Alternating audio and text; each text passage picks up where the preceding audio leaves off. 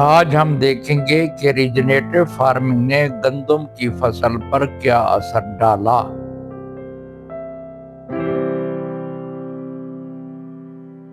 السلام علیکم دوستو، میں آج موجود ہوں اپنے فارم کے اوپر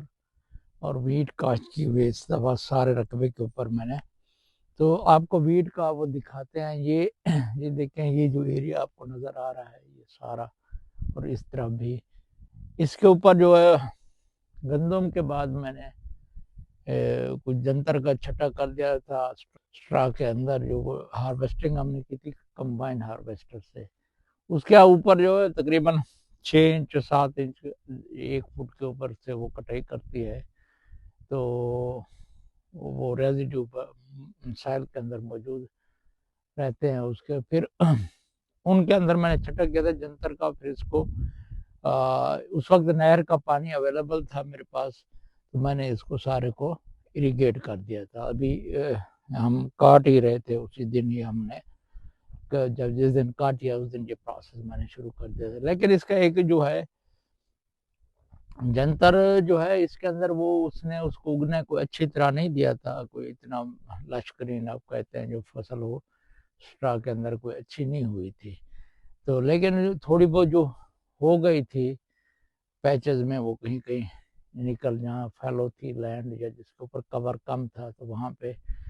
مقصد جو یہ تھا کہ ریجنریٹو اپروچ کے تھرو پھر ہم نے اس کو جو ویٹ کا جو اسٹرا تھا اس کو اس کے اندر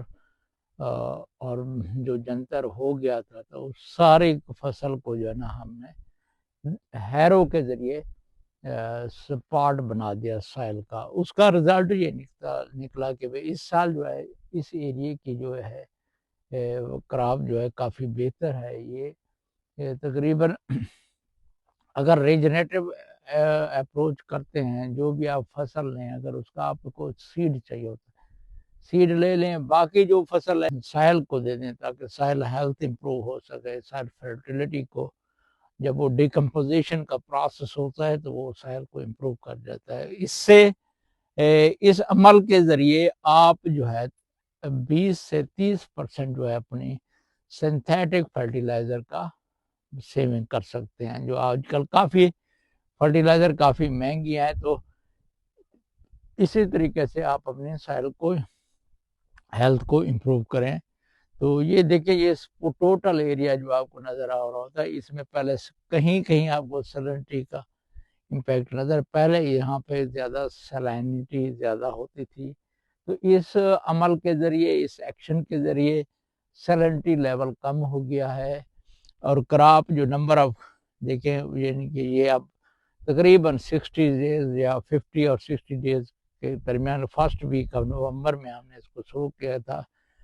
اس کا جو پہلا پانی ہم نے لگایا تھا وہ ٹویل کے ساتھ تھا، گراؤنڈ واٹر بھی اچھا نہیں ہے، بریکش ہے۔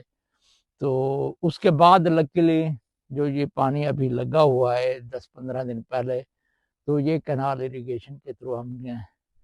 اس کے طرف اب یہ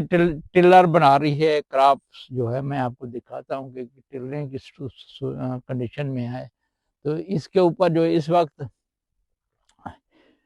جتنا بھی ویدر اب اسی پوزیشن میں، اگر ویدر ہمارا